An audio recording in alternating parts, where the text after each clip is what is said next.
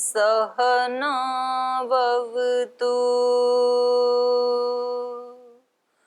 सहनौ भुनक्तु सह वीर्यं करवावहै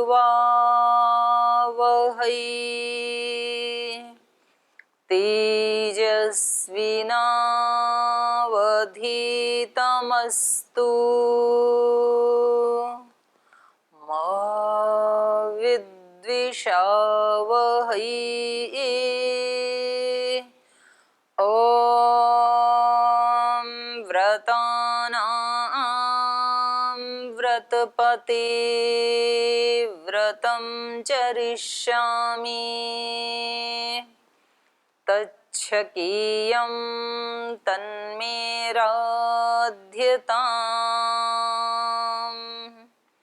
इदमहमनृतात्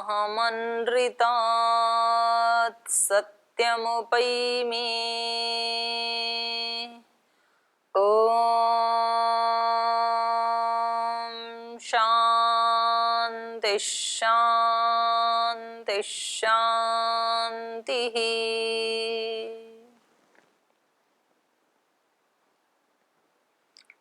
जीवन दर्शन कक्षा में आप सभी का स्वागत है। पिछली कक्षा में एक भाई का प्रश्न था कि सुख क्या है, इसका स्वरूप क्या है। तो इसमें हमने शास्त्र का आश्रय लेते हुए जिन लोगों ने इस सुख को प्राप्त किया, शाश्वत सुख को प्राप्त किया, इसका जो स्वरूप बताया, इसके ऊपर हम चर्चा कर रहे थे। क्योंकि हर व्यक्ति दुख को हटाना चाहता है, सुख को पाना चाहता है, और सुख भी ऐसा पाना चाहता है जो एक बार आकर के जाए नहीं, उसको पकड़ना चाहता है सुख को। लेकिन आज तक जितने भी सुख या सुख के साधन हमारे हाथ में आए, वो सारे आकर के चले गए, हमारे पास रुके नहीं वो। तो अब हमें सबको कौन से वाले सुख की खोज है? कौन से सुख की खोज है?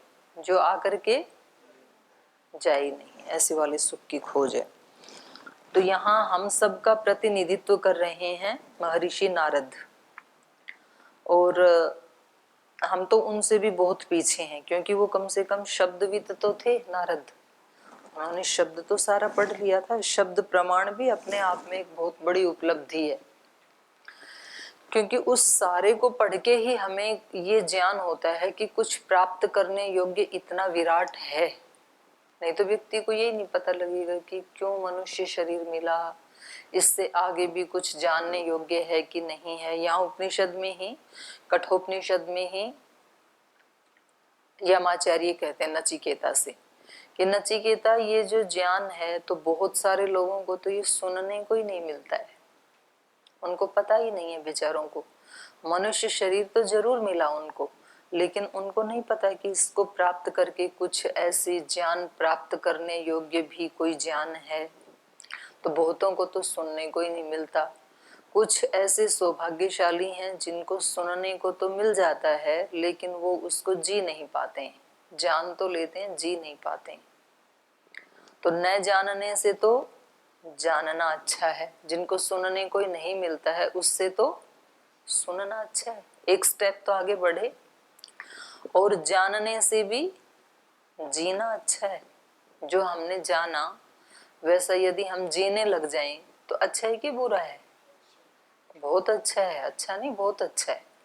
जो हम जानते हैं, हमारे सुख की तरफ न बढ़ने का कई सारे कारण हैं। उनमें से एक कारण ये भी है कि जो हम जानते हैं वैसा हम जीते नहीं है। ऐसा संकल्प ही नहीं लेते हैं कि जितना हम जानते हैं वैसा हम जिए। ऐसा हम नहीं सोचते हैं, या सोचते हैं तो पूरा पूरा नहीं सोचते हैं, थोड़ा बहुत जीते हैं फॉर्मेलिटी के लिए। सबको पता है संयम से जीना चाहिए, फिर भी असंयम करते हैं कि नहीं करते हैं। एक अलग बात है कि कोई किसी विषय में करता है, कोई किसी में करता है। तो कोई खाने पीने में असंयम कर देता है। जिस दिन अच्छा खाना बने तो उस दिन भूख से थोड़ा सा ज्यादा खा लेते हैं। जिस दिन स्वीट बने, कोई स्पेशल कोई ऐसी नमकीन चीज बने, तो लगता है कि कई दिन में बनी है, पता नहीं कल मिलेगी कि नहीं मिलेगी। किसी दिन छुट्टी हो और ये पता लगे कि आज तो बारिश हो रही है, आज व्यायाम नहीं हो पाएगा, तो फिर हम आलस से कर लेते हैं कि चलो आज थोड़ा सा और सो जाते हैं। तो हमारी दिक्कत ये है, जो जानते हैं उसको जी नहीं पाते, इसलिए जानने से भी जीना अच्छा है, और जीने से भी वही हो जाना, ये पूर्णता है। न जानने से जानना अच्छा, जानने से जीना अच्छा, और जीने से भी वही हो जाना, ये उपनिषदों का संदेश है, ये पूर्णता है। यह एवं वेद स एवं भवति, जो ऐसा जानता है वो वैसा ही हो जाता है। तो कभी ना कभी तो हो ही जाएंगे, क्योंकि जो व्यक्ति ने जान लिया तो उसको थोड़ा तो जिएगा ही, वो एक संस्कार बना ना जानने का भी। तो नारद ने जो जाना तो एक संस्कार तो बना, तभी तो उसकी खोज में चला। अगर जानते ही नहीं, वो चारों वेदों को नहीं पढ़ते, सब पुराणों को, शास्त्रों को यदि नहीं पढ़ते, तो फिर वो उसकी खोज में नहीं जाते फिर सनत कुमार के पास। तो पहला स्टेप क्या है? शब्द प्रमाण को बोलो, जानना। पहला स्टेप क्या है? हाँ, जागे रहो क्लास में, सोना नहीं है। तो पहला स्टेप तो जानना ही है, और जानने के बाद फिर वैसा जीना। तो ये इसलिए उनके पास गए हैं। तो यहाँ ये कह रहे हैं कि जो आपने अभी तक पढ़ा है, ऐसा नहीं उसकी निंदा कर रहे हैं, वो सब बेकार है, ऐसे नहीं कह रहे हैं सनत कुमार ऋषि। वो कह रहे हैं कि ये तो एक पहली सीढ़ी है, आपने जो जान लिया, यहाँ खत्म नहीं होता है सुख की खोज, यहाँ से प्रारंभ होती है। क्योंकि जिसको पता ही नहीं है कि कोई इससे बड़ा भी सुख होता है, वो तो सारी जिंदगी विषयों के सुख में ही तो ढूंढता रह जाएगा, फिर वो तो कभी सच्चे सुख को तो खोज ही नहीं करेगा। तो ये कह रहे हैं कि नारद, आपने जो जाना है वो तो नाम मात्र है। तो इन्होंने पूछा कि अच्छा, नाम से भी बड़ी कोई चीज है क्या? तो इन्होंने क्या बताया, नाम से बड़ा क्या है? वाणी। क्योंकि जो ज्ञान हमारे अंदर है उसकी अभिव्यक्ति किससे होगी? वाणी से। कोई व्यक्ति कितना अज्ञानी है, कितना ज्ञानी है, कितना धर्मात्मा है, कितना योगी है, तो इसका कैसे पता लगेगा?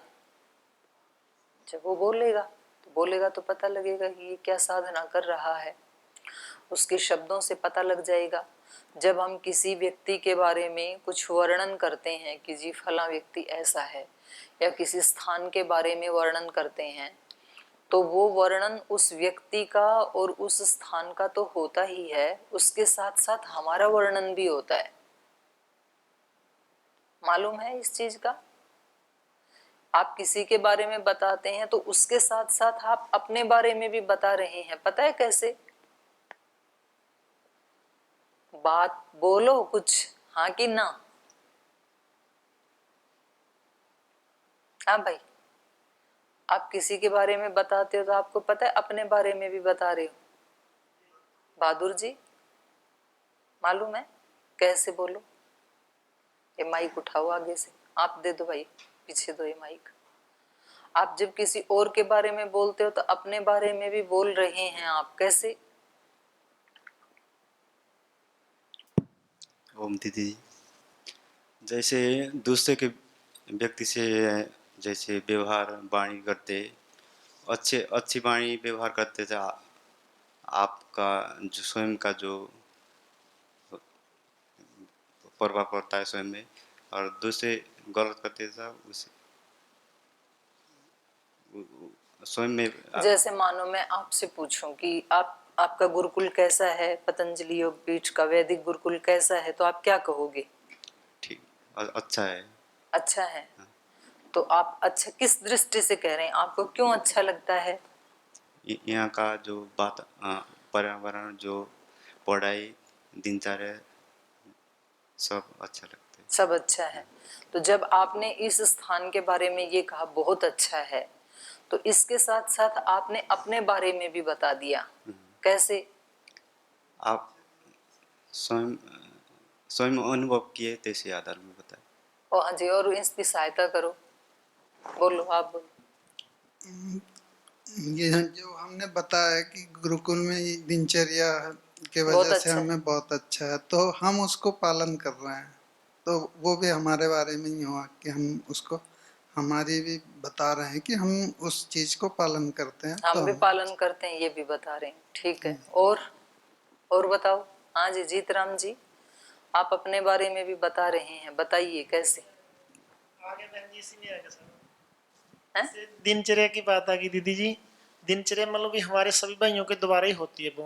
हाँ तो हाँ, हम बोलते हैं दिनचर्या बहुत अच्छी है, तो हमारे मतलब हम आगे उसी दिनचर्या में सब हम भी ऐड हो गए, आप ये कह रहे हैं। इसके साथ एक बात और है जो मैं बताना चाह रही हूँ। वो बात ये है कि आप जब गुरुकुल के बारे में बता रहे हैं तो आप अपने बारे में भी बता रहे हैं। अपने बारे में कैसे बता रहे हैं आप? कि चीजों को देखने का मेरा नजरिया ऐसा है, मेरी दृष्टि ऐसी है। जब आप बोलोगे कि यहाँ सब बेकार है, तो एक तो स्थान के बारे में बता रहे हैं कि यहाँ सब कुछ बेकार है, और दूसरा अपनी दृष्टि के बारे में भी बता रहे हैं। ये पता लगेगा कि इस व्यक्ति के अंदर क्या चल रहा है, दुनिया को देखने का इसका नजरिया कैसा है। तो व्यक्ति जब बोलता है वाणी से, तो वो दो चीजों का परिचय देता है, एक संसार का देता है, एक अपना भी देता है। ठीक है। एक गांव में कभी एक व्यक्ति आया कहीं अपने गांव से नाराज होकर के, और जब वहां आया तो बाहर कोई एक बुजुर्ग बैठे थे गांव के बाहर। तो उन्होंने कहा, जी यहाँ आपके गांव में हम रह सकते हैं? तो उन्होंने पूछा, भाई आप कहाँ से आए हो? बोले, हम तो यहाँ 10 किलोमीटर दूर से आए हैं। तो उन्होंने पूछा कि आप क्यों आ गए उस गांव से? तो उन्होंने कहा कि उस गांव में सब बेकार लोग हैं, वहाँ का माहौल इतना खराब हो चुका है, इतना नरक बन चुका है कि मैंने अब वहाँ से आना ही उचित समझा। अब वहाँ कुछ बचा नहीं है रहने जैसी, सब बेकार लोग हैं, सबके सब ऐसे हो गए हैं। तो उन्होंने कहा कि भाई सॉरी, हमारे गांव में तो जगह नहीं है। आप कैसे? मैं तो बहुत अच्छा हूँ, क्योंकि मेरे को वो बुराइयां नहीं सुहाती हैं, मैं बहुत अच्छे व्यक्ति हूँ, लेकिन बाकी सब बेकार लोग हैं वहाँ पे। तो उन्होंने कहा, भाई हमारे यहाँ तो पूरा गांव भरा हुआ है, आप रह नहीं सकते। तो चला गया वो आगे। फिर थोड़ी देर में एक और व्यक्ति आया, छोटे छोटे बच्चे भी खेल रहे थे वहाँ उस बुजुर्ग के पास गांव के बाहर। तो दूसरा व्यक्ति आया, बोल, जी आपके गांव में हम रह सकते हैं कुछ दिन? कहाँ से आए हो? वहाँ से आए हैं। क्यों आए हो? वहाँ के लोग अच्छे नहीं हैं क्या? बोले, नहीं नहीं, आप वहाँ के गांव की तो याद ही मत दिलाओ, मेरी आंखों में आंसू आ जाएंगे। वहाँ के लोग तो इतने भले हैं, इतने अच्छे हैं, लेकिन मेरा ही उनके साथ एडजस्ट नहीं हो पाया, ये मेरा दुर्भाग्य है। गाँव तो बहुत अच्छा है वो, लेकिन मैं ही, मतलब मेरे से ही त्रुटियां हुई वहाँ बहुत। उन्होंने समझाया भी, लेकिन मैं ठीक नहीं कर पाया। तो ऐसे बोलते बोलते उस व्यक्ति की आंखों में आंसू आ गए। तो उन्होंने कहा, ठीक है, आपका स्वागत है हमारे गांव में। वहां नहीं रह पाए तो कोई बात नहीं, आप यहाँ रह सकते हैं। तो वो व्यक्ति तो गांव में बढ़ गया आगे। फिर बाद में बच्चों ने पूछा, दादाजी आपने ये क्या किया?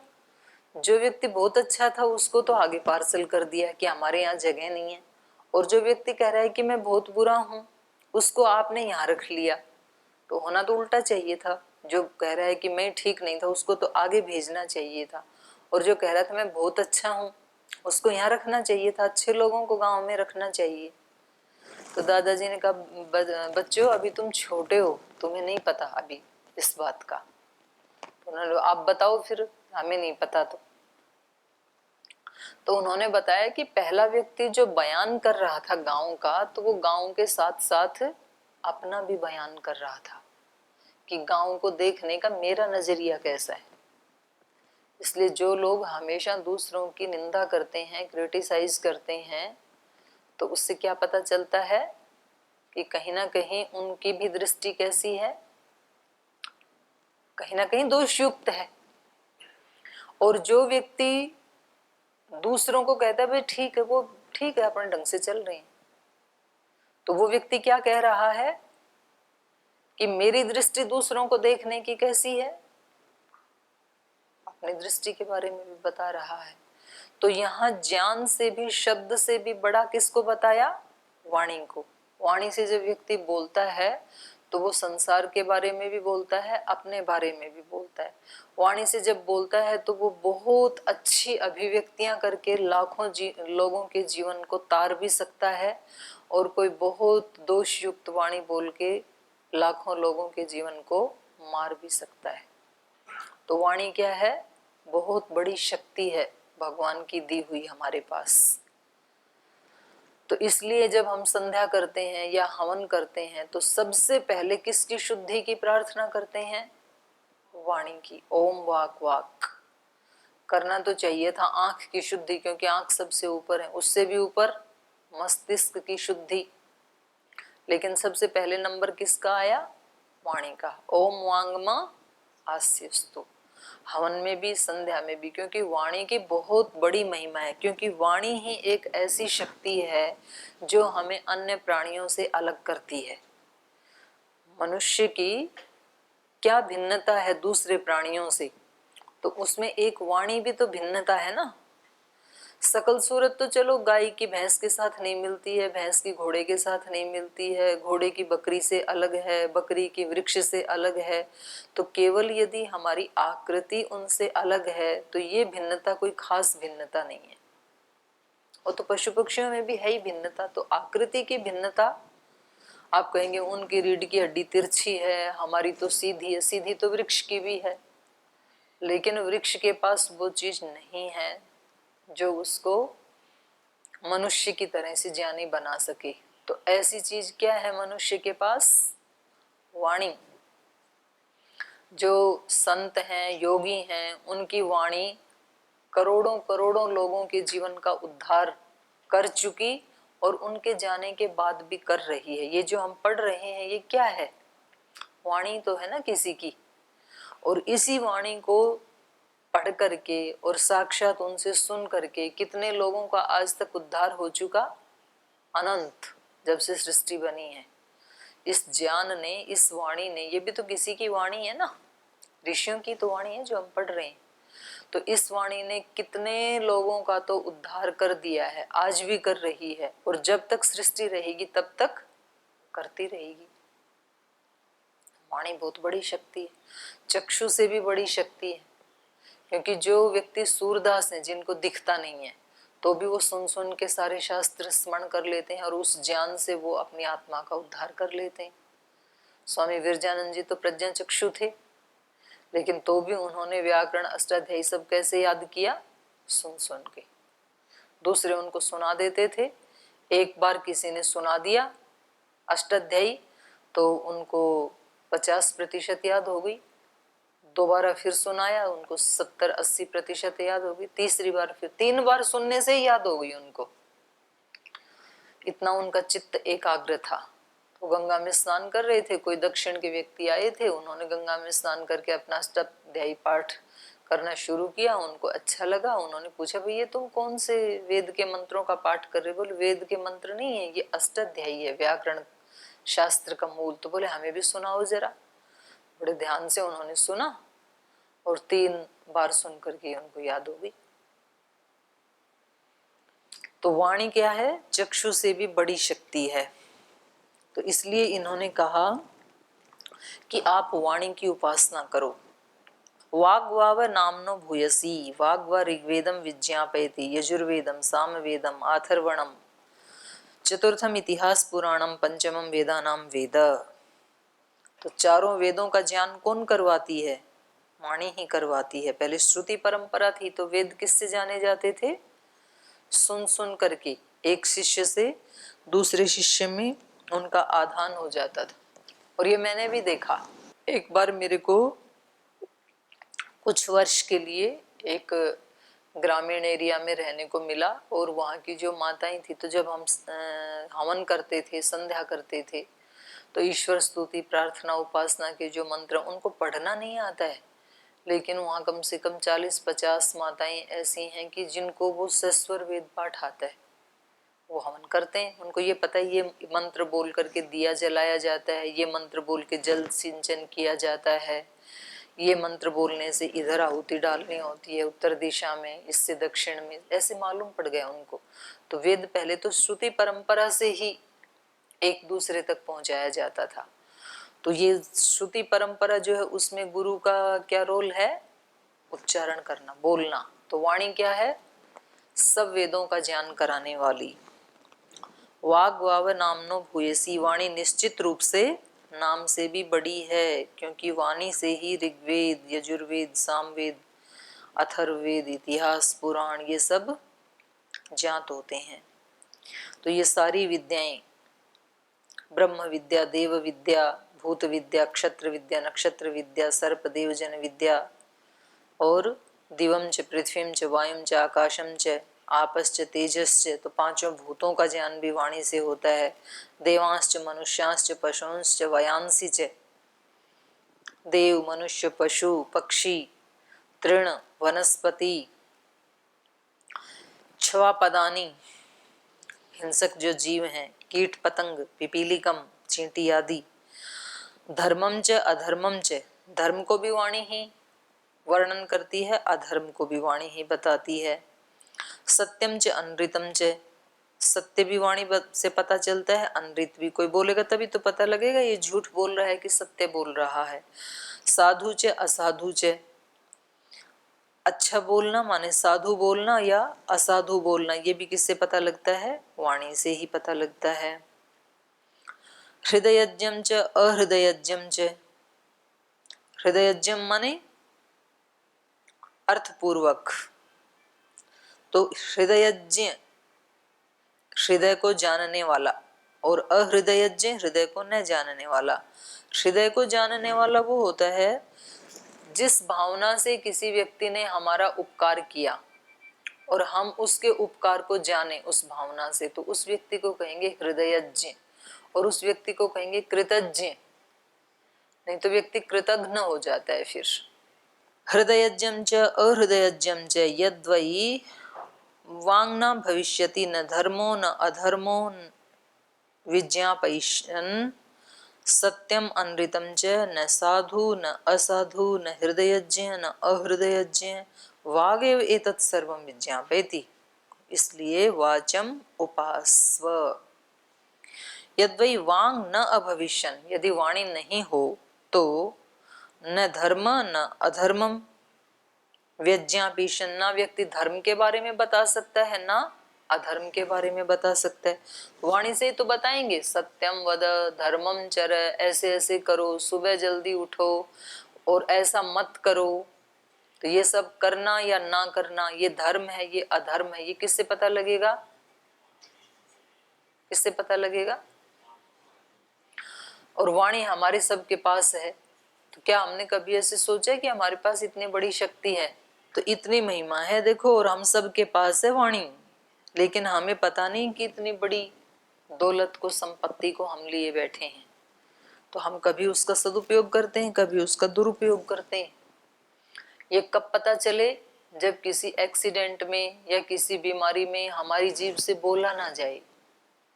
तो आप कभी किसी दिन ऐसे सोचना कि जैसे वाणी है नहीं हमारे पास 2-4 घंटे के लिए, तो फिर आप देखना कितनी दिक्कतें आ रही हैं बिना वाणी के। तो और प्राय ऐसे होता है कि जो गूंगा होता है वो बहरा भी होता है, अंदर से कुछ ऐसा कनेक्शन है दोनों इंद्रियों का। जो लोग बोल नहीं पाते वो कम सुन पाते हैं। तो आप ये भी नहीं कह सकते कि जी बोल नहीं पाएंगे तो कोई बात नहीं, सुन सुन करके और फिर हम लिख लिख करके काम चला लेंगे। सुन भी नहीं पाता है व्यक्ति, बहरा भी होता है, तो हमें पता नहीं है इनका शक्तियों का। तो ये कह रहे हैं कि ये वाणी उससे भी बड़ी है, नाम से भी। इसलिए वाचम उपास्व, वाणी की उपासना कर। वाणी की उपासना क्या है? वाणी की उपासना क्या है ब्रह्मचारियों?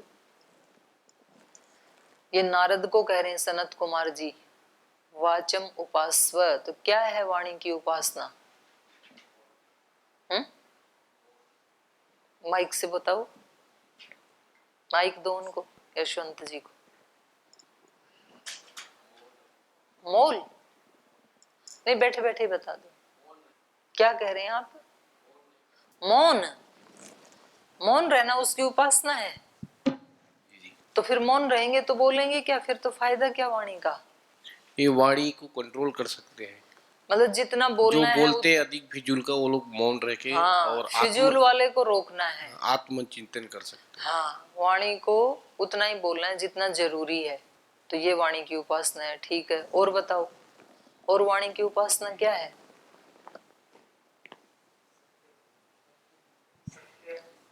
जी, सत्य बोलना। और हाँ जी, ताऊ जी हैं?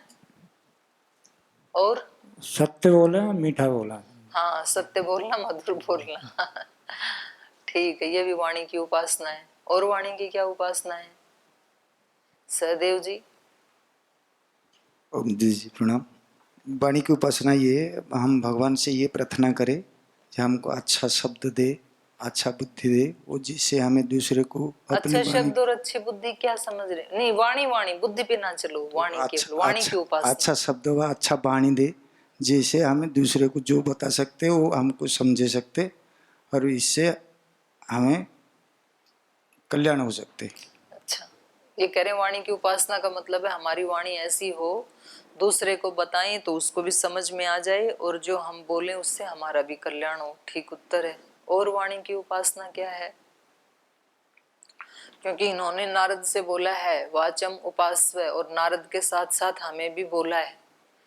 ऐसे मत सोचना कि ये तो नारद की बात चल रही है या जिसने प्रश्न पूछा था उसकी बात चल रही है। ये किसकी बात चल रही है? हम सब की। तो वाणी की और उपासना क्या करें?